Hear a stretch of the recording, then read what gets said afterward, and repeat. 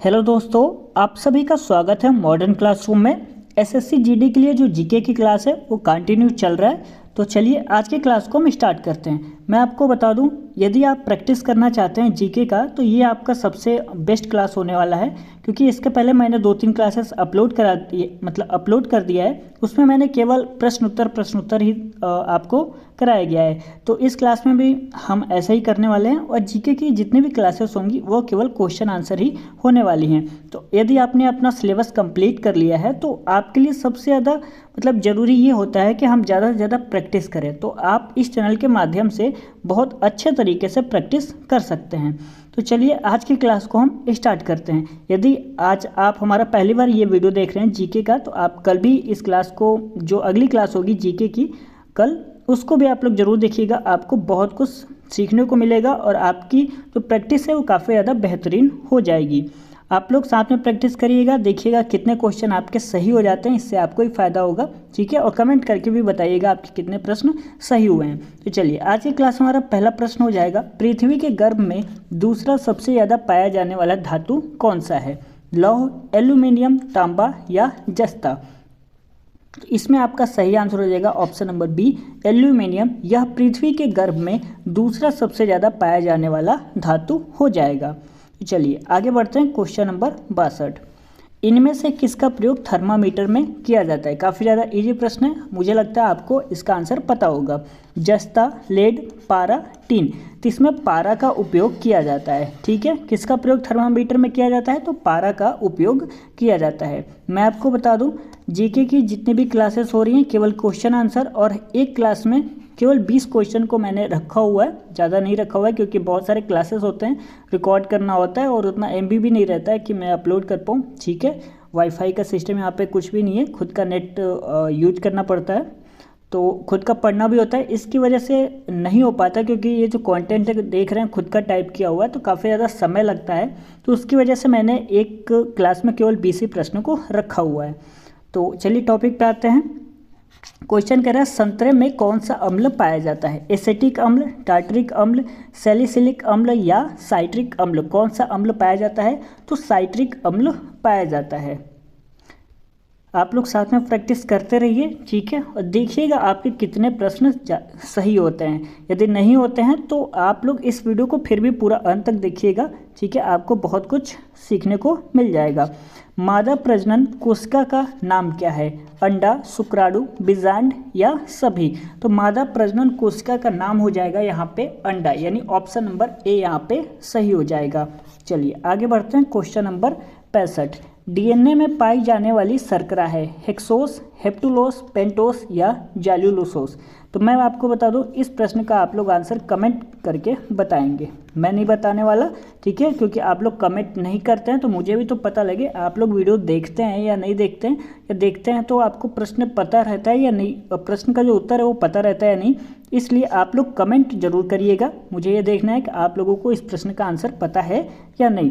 तो चलिए आगे बढ़ते हैं। क्वेश्चन नंबर 66, ब्रह्मपुत्र नदी तिब्बत में किस नाम से जानी जाती है? किस नाम से जानी जाती है? तो सांगपो के नाम से जानी जाती है। चलिए आगे बढ़ते हैं। क्वेश्चन नंबर 67, भारत में कितना % आबादी कृषि उद्योग पर निर्भर है? 60%, 70%, 58.9% या अन्य? तो 58.9% भारत का इतना % आबादी कृषि उद्योग पर निर्भर है। चलिए आगे बढ़ते हैं। क्वेश्चन नंबर 68, निम्न में से कौन से देश में मिश्रित अर्थव्यवस्था है? अमेरिका में, भारत में, चीन में या रूस में? तो इसमें आपका ऑप्शन नंबर बी, भारत सही हो जाएगा। यहाँ पर इस देश में मिश्रित अर्थव्यवस्था है। आगे देखते हैं। क्वेश्चन नंबर 69, पुस्तक छापने वाला पहला देश कौन सा हो जाएगा? तो पुस्तक छापने वाला पहला देश कौन सा हो जाएगा? चीन, भारत, अमेरिका या रूस? तो इसमें आपका ऑप्शन नंबर ए सही हो जाएगा, चीन। चलिए आगे बढ़ते हैं। क्वेश्चन नंबर 70, संविधान तैयार करने वाला पहला देश कौन सा है? यूएसए, भारत, यूके या रूस? तो इसमें आपका सही आंसर हो जाएगा ऑप्शन नंबर ए, यूएसए। यह संविधान तैयार करने वाला पहला देश हो जाएगा। याद रहेगा आपको, संविधान तैयार करने वाला पहला देश कौन सा है, तो यूएसए यह संविधान तैयार करने वाला पहला देश हो जाएगा। उम्मीद करते हैं आपको इसी क्लास में याद हो जा रहा होगा सभी प्रश्नों के आंसर। चलिए आगे बढ़ते हैं। क्वेश्चन नंबर 71, अंतरिक्ष में कृत्रिम उपग्रह लॉन्च करने वाला पहला देश कौन सा है, रूस, भारत, यूएसए, यूके। तो इसमें आपका ऑप्शन नंबर ए सही हो जाएगा, रूस। यह अंतरिक्ष में कृत्रिम उपग्रह लॉन्च करने वाला पहला देश था।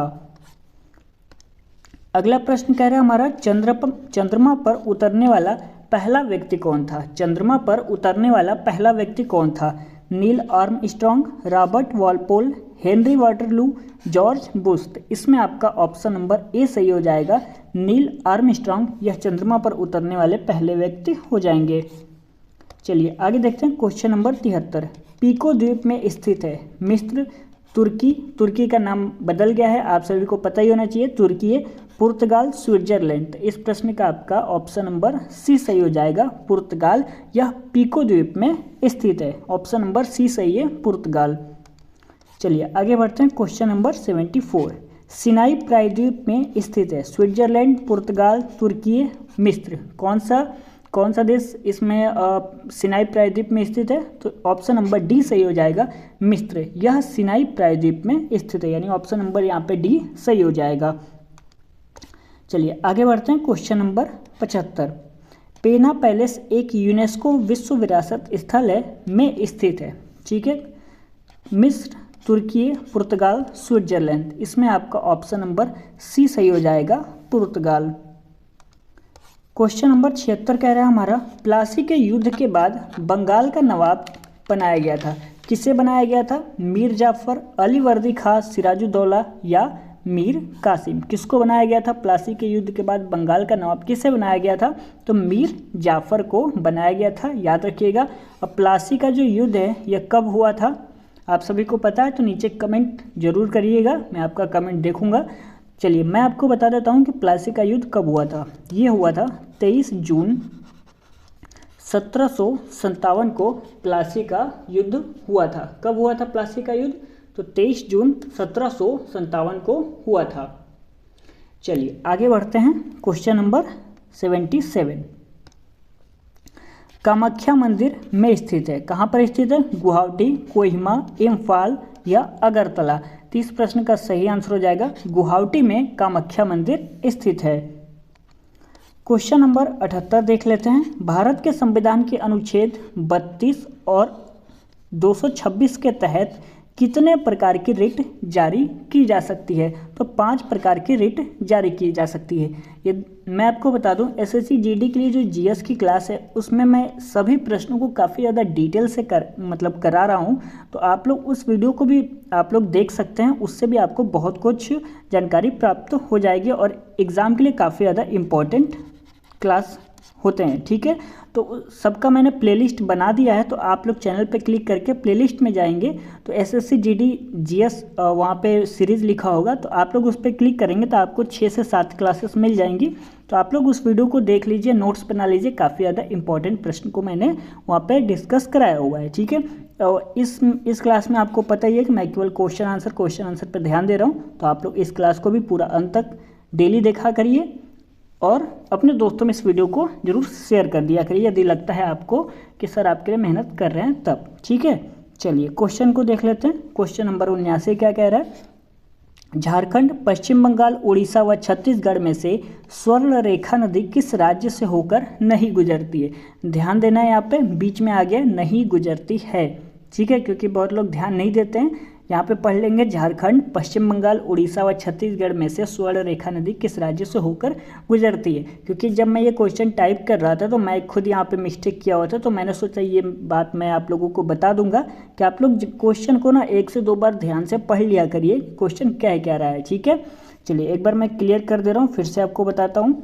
क्वेश्चन कह रहा है, झारखंड, पश्चिम बंगाल, उड़ीसा व छत्तीसगढ़ में से स्वर्ण रेखा नदी किस राज्य से होकर नहीं गुजरती है। झारखंड, उड़ीसा, छत्तीसगढ़ या उपरोक्त सभी राज्य। तो इसमें आपका ऑप्शन नंबर सी सही हो जाएगा, छत्तीसगढ़ राज्य से होकर नहीं गुजरती है स्वर्ण रेखा नदी। चलिए आगे देखते हैं क्वेश्चन नंबर 80। ये हमारा आज का लास्ट क्वेश्चन है। मैंने आपको बताया एक क्लासेस में 20 क्वेश्चन रहते हैं। इसके पहले मैंने जो क्लासेस किया था उसमें 60 क्वेश्चन मैंने मतलब 60 प्रश्न तक करा दिया था। उसके आगे आज हमने क्वेश्चन को डिस्कस किया है। निम्नलिखित में से किस पर्वत को 5 ट्रेजर्स ऑफ ग्रेट सो कहा जाता है? ठीक है, ध्यान दीजिएगा, इंपॉर्टेंट प्रश्न है। निम्नलिखित में से किस पर्वत को 5 ट्रेजर्स ऑफ ग्रेट सो कहा जाता है? लोहत्से, गॉडविन ऑस्टिन, कंचनजंगा या धौलागिरी? किस पर्वत को कहा जाता है 5 ट्रेजर्स ऑफ ग्रेट सो? किस पर्वत को कहा जाता है? तो कंचनजंगा को कहा जाता है। ठीक है, किसको कहा जाता है? तो कंचनजंगा को कहा जाता है। इसको आपको ध्यान रखना है। आप सबके लिए एक प्रश्न है कि केंद्रीय तंबाकू अनुसंधान संस्थान ये कहाँ पर स्थित है? आप लोगों को कमेंट करके बताना है। मैं यहाँ पे नोट डाउन कर दे रहा हूँ। ठीक है, क्वेश्चन मैं नोट डाउन कर दे रहा हूँ। केंद्रीय तंबाकू अनुसंधान